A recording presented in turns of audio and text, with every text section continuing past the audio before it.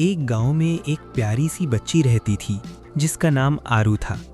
आरू बहुत खुश मिजाज थी, मगर उसे अपनी नाक के बारे में अजीब आदत थी। वो हर वक्त अपनी नाक को लेकर फिक्रमंद रहती और कहती, मेरी नाक बहुत छोटी है। एक दिन आरू खेलते खेलते बाग में गई। वहाँ उसकी मुलाकात एक तितली से हुई। तितली ने मुस्कुराकर कहा, आरू, तुम क्यों उदास हो? आरू ने जवाब दिया, मुझे अपनी नाक पसंद नहीं। तितली ने कहा, तुम्हारी नाक बहुत खास है, इसी से तुम फूलों के खुशबू महसूस करती हो। आरू ने हैरत से एक खूबसूरत फूल को सूंघा और मुस्कुरा दी। उसी वक्त एक नन्ही चिड़िया आई जिसे खाना तलाश करने में मुश्किल हो रही थी। आरू ने अपनी तेज नाक की मदद से अनाज की खुशबू महसूस की और चिड़िया की मदद की। चिड़िया खुश होकर बोली, तुम्हारी नाक तो बहुत काम की है।